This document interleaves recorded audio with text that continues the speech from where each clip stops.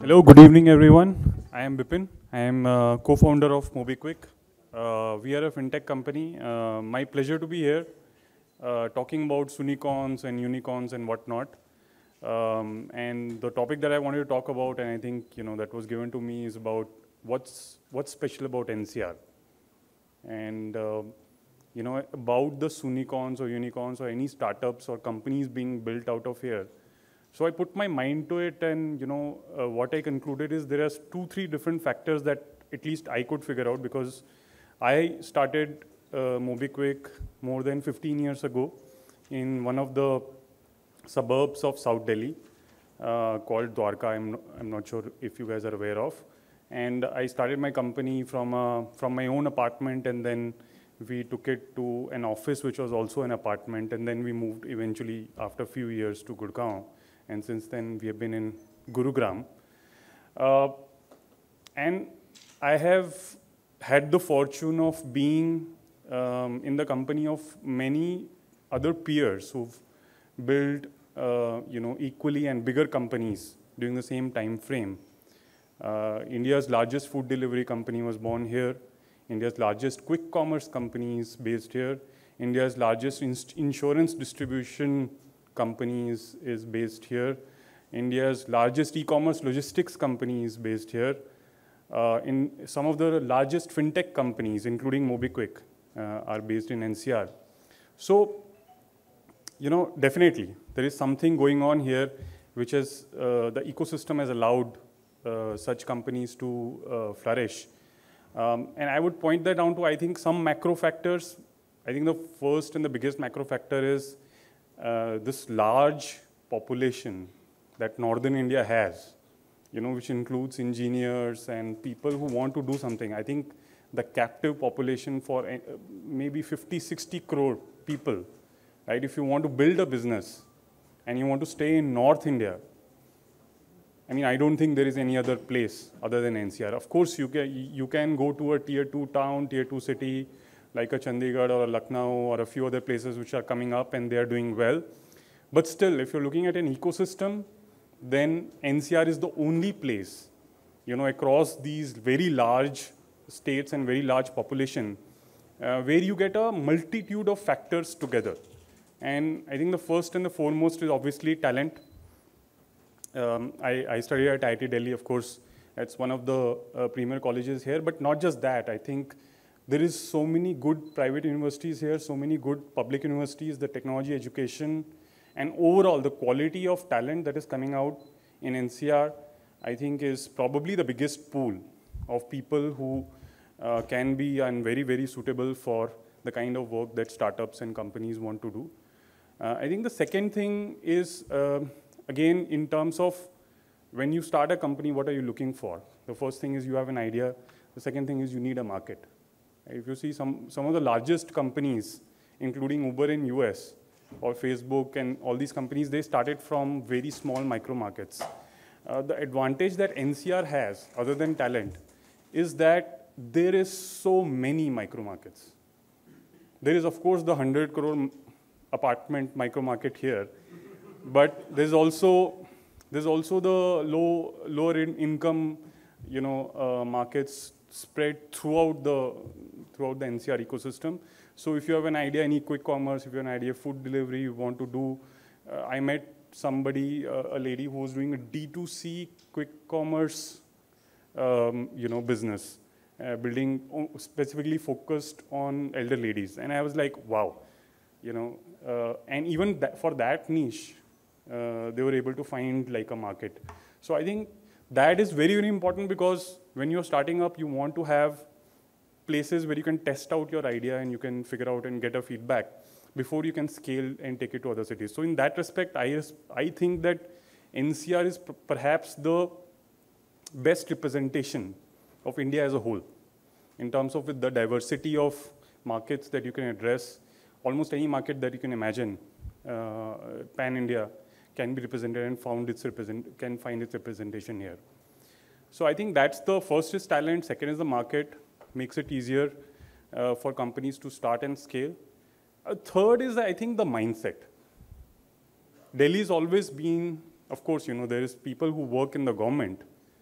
But other than that, most of the people are either traders or businessmen, shopkeepers. People have the mindset of doing dhanda and making profit. In fact, when startups came in, right, I mean, they started making losses. And I remember, Economic Times used to write, oh, this company raised $falana $1 million. And his chacha in some Gandhinagar market asked him, Acha, you got so much money for yourself. So that's the kind of thinking, in terms of, being very, very business focused and getting and respecting, I think, capital. And I think the most important thing, which kind of embodies us also and a lot of other companies in our space, which have taken 15 years plus to go and do IPOs and get listed, is the resilience. Because I think यहाँ पे people don't want to give up. So they keep working through ups and downs. It's a little bit different from the Silicon Valley culture that is practiced in some cities down south, where, oh, you have an idea, you try it out quickly, whether it works, doesn't work, you move on to the next idea because, hey, enough funding is available. Here, I think people have this thing, mera business hai yaar, I want to make it big. My name is attached to this, something like that, right? So I think that is one spirit I think is very unique, I believe, in the NCR promoters and entrepreneurs, which has kept it going. So all in all, it's not a surprise that NCR is such big. And of course, I wanted to talk about infrastructure as well, and then I just remembered that monsoons just went by. And I was like, okay, maybe we'll keep it at neutral at best for now. But yeah, connectivity is a great thing, right? Being India's capital and being connected to every other city, I think some people told me some of the biggest logistics hubs for e-commerce companies are near here. So yeah, not a surprise. So all in all, I have no doubt that going forward, a lot more new companies are going to come out of here. I think from when we started, the ecosystem has changed so much more capital is available. Again, capital is one thing that people used to think it's available only in Bangalore or Bombay. It's not true. Here, you can just throw a stone, you will get an angel investor. Somebody will put a whatever $1,000, $10,000, $20,000 check, especially on this road, if you're, where we are sitting. So capital is also available. I've seen, a lot of startups take advantage of that. So all in all is a very, very dynamic ecosystem, very evolving ecosystem. So I'm very proud to be part of that and thankful. And so I hope this continues. Thank you.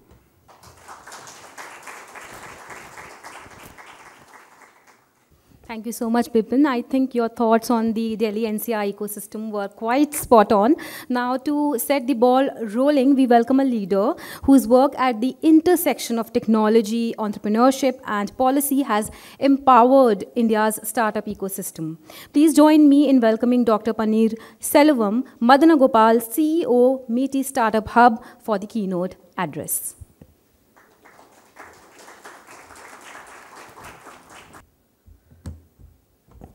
Thank you, ET team, and it's lovely to be amongst you, some of the wonderful founders and entrepreneurs. So thank you for having me in this evening. My apologies for the delay, infrastructure, right? Yeah, so I had got a good body massage without having a massage seat in my car. So thanks to the... But having said that, I think I should thank the previous speaker for setting the tone of what the evening and what the region entails in terms of the opportunities. I think not just as, I think, when you say national capital region, capital is inbuilt here, right? You kind of pretty much have all the best of all the aspects in Delhi NCR region. And there's a phenomenal amount of innovation and entrepreneurship work that is happening I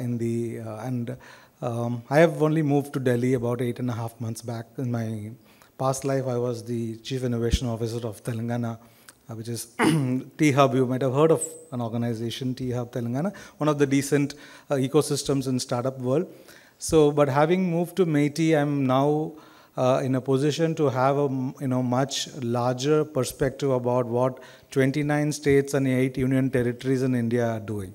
Right, I think that's something, and believe me, NCR region is right in the top of its game. And of course, there is, when I start looking at the apartment prices in Gurgaon, then you say we have to work hard. There is so much room for growth, right? So that's the perspective you get here. Having said that, I think, as I said, it's been about 8.5 months. I have seen this city from an outsider perspective. Now I'm part of this city, the ecosystem, and it's extremely vibrant. It's extremely entrepreneurial nature. I like the idea of Danda. I'm not a big fan of burning money for sake of, one word which has really disappeared from the startup world is GMV. How many of you have heard of this word GMV, right? It's not really talked about much in the startup ecosystem today because people, investors, read their slides very specific about what is a business, and I think there is no better place that builds business than Delhi NCR region, and I'm very, very proud to be part of this evening amongst you all. At MeitY stands for Ministry of Electronics and IT. So my responsibility entails 2 or 3 key things. One is to ensure that we create a very conducive environment and a conducive ecosystem support system for startups, especially for young founders, young innovators to kind of build their idea to a prototype, and a prototype to an MVP, and MVP to a market. So we are supporting early stage to mid stage startups in a big way. Of course, the Soonicorn or being on the pathway to Soonicorn, maybe, you're all not maybe, at some stage you may have engaged with us, but if you've already crossed the certain stage, the little funding that we give, the little support that we give may not be very appealing. But what is changing in the government perspective is we are not just ensured, now we are coming up with bigger and higher order programs to ensure that there is enough support for mid-stage startups, growth stage startups also to kind of, especially not just in the Indian context, but also taking them to the global context. So, the support, the market access support is the first M that we are really looking to support our startups with. And I always say there are 2 customer groups for the startups in the country. If one is government, and second is corporates. So pretty much you have only 2 customer groups. So I'm very happy to share that we are working very extensively to not just to work with government as a procurer. That is something which we have been working. IDEX is a fantastic program that we are supporting to build, procure from the startups directly, but almost 17 ministries are working in with the perspective of direct procurement, tenderless procurement from startups. In a very short while, you will see a lot of changes happening in the procurement. But I'm not waiting at MeitY Startup Hub, I'm not waiting for that. But we are also working with large corporates and pushing them to work with, engaging with them with startups, making them do POCs to purchase order. So we are launching the largest POC to purchase order program at MeitY Startup Hub. We are here to fund about 400 odd POCs that will turn into purchase orders because I'm a firm believer, and as my friend spoke before me, business dhanda means customer money, right? End of the day, customer is your best investor. To my mind, I think that's, and if you, I keep telling my young startups, I'm sure you have crossed that stage, so, take it with a pinch of salt. If you have a customer, if you have traction, if you have revenue, investors will find you even if you are hiding in Timbuktu, right? So the others way is not true, right? So my push is to ensure that we make startups sustainable, push them through the whole customer journey, and enable them with opportunities to engage with customers. So that's the first M that I'm working on, which is market access. The second M, which we are working on, is what we call mentoring, which is very, very critical for the startup. So, especially in the early stages, you need, even if you don't have money or market, if you have a good mentor, especially a technical and a business mentor, it would be a very, very valuable person. And all of you would realize at some point in time, you would have been in that phase, so in stage. And I urge all of you to also to kind of take some time out and work with us and share some of your wisdom and the journeys that you have as a mentor to the younger startups who are coming up. So that's the second support we are looking at. We provide a significant amount of mentoring support through MeitY Startup Hub. The third M I look at is money. So there is significant amount of money that is being spent in the startup ecosystem, especially from MeitY's perspective.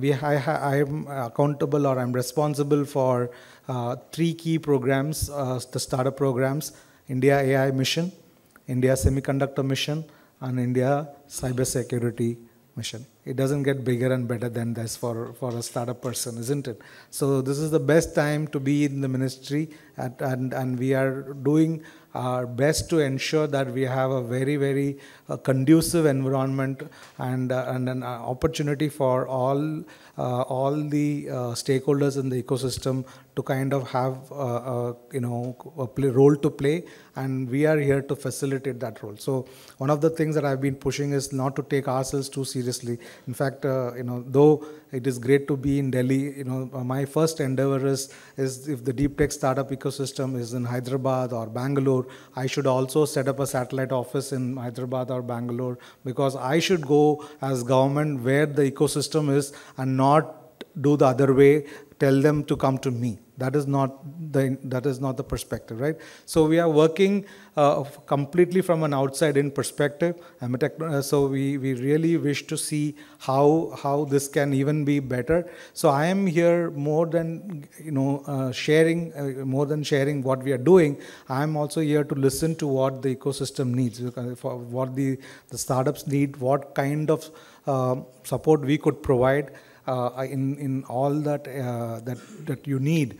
One of the not so encouraging statistics that I would love to share is though this is part of my research work, so out of the 117 odd unicorns, right, about less than 10 of them come from a incubator or an accelerator, right? I think it's a very interesting data point, which means the hustlers are hustling by themselves, right? Which means that the person who's doing the business, they are going out. And so my question to myself, to the ecosystem is, how are we really moving the needle in this perspective? What else we can do?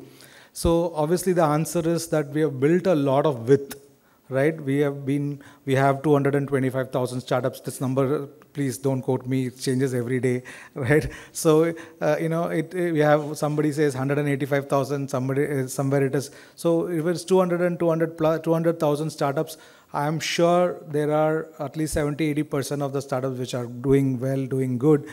So we have built a width in a good sense. I think it's now time to build depth, right? It's important to build fundamentally strong companies, fundamental companies which are solving a real problem.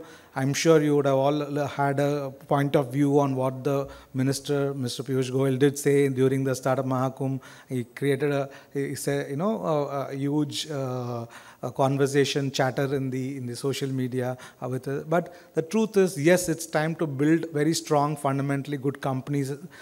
Not only companies that are driven by service. I think 25, 30, or maybe 3 or 4 decades of Indian service capabilities has been demonstrated. But today, given the geopolitical situation, we kind of see how vulnerable we are in the product environment, right? We need to build a very strong product-driven startup ecosystem.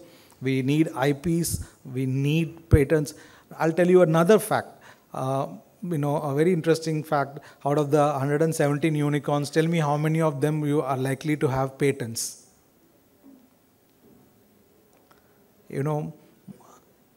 Correct. 100 unicorns don't even have a patent, right? So the truth is, this is great, but again, there's with due respects, it's also time to shift gears. And what really worked for us in this era, I mean, there's a lovely book I always keep quoting, what got you here will not get you there, right? I think that's a very important perspective that we need to look at and see how we can change, shift gears, move towards a very strong, fundamentally product-driven thought process. We build products, with patience. I meet at least 10 to 12 founders or entrepreneurs on a day-to-day basis, either on a VC or in person. Every one of them start with a dream to build a product, right? They say, sir, we had this idea, we wanted to build this product, and then 2-3 months down the line, reality hit. I started a service company side by side. I wanted to do some projects on the side. Then that side became main, and the main became side, right? The whole idea of that is can we really hang in there for the bigger deferred gratification, go through the pain with the support system. Today, fortunately, there is enough support in the ecosystem. Believe me, there is no dearth of money for the good startups. But so can we really hang in there and change the narrative and build a very strong product-driven ecosystem, and leaders like you, founders like you who've been there and done that, can you guide the next generation of innovators and entrepreneurs? And that's my humble request, so that we can really keep, I think it's a question of changing the narrative one mind at a time, and then we slowly kind of get a critical mass that will change towards the product ecosystem, product and the IP, and then we will truly be a competitive place. The second area we would love to focus is manufacturing, right? Because we keep talking about a lot of these comparisons between India and some of the markets like China or countries like China. Believe me, if anybody have traveled to China, there's no comparison, right? So there is no comparison. I was there to 7.5, 8 years back. That time only we were 15 years behind. So truth is, there is a huge opportunity in shifting gears towards, a lot of, from a product, not just designing the product, conceiving the product, but also manufacturing the product, and that is something again at various ministries at the government level, and it cannot be done alone by the government agencies. It needs the ecosystem to be part of it. It needs the leaders like you to kind of again change the narrative one step at a time, and start talking about it, start doing small steps in that direction, which will eventually kind of come into a critical mass. So essentially, the couple of things I wanted to share is, there is enough support. If you need anything more, we are here to really facilitate. We can only be a facilitator. We cannot, and some of the time, and in fact, if there are young founders in the room, I can also say that don't mistake the support system for the true hustle. Right? Sometimes there's a lot of time we get a request saying, can you get me this connection? Can you get us? We will definitely get you those connections, but when we can open the door, but really going there, pitching and converting is still the hustle of the entrepreneur. So getting that, not mistaking the support for the true hustle is also equally important, because the hustle is yours, the success is yours, the company is yours, the business is yours, right? So keeping all of that, I think, I'll pause here, and I'm more keen to hear from you where we are in terms of in the government side of things, as for what you would like us to do more, and I'm happy to kind of connect with all of you to hear from you. Then thank you, ET, and thank you so much for having me once again in this evening. Really appreciate thank you so much.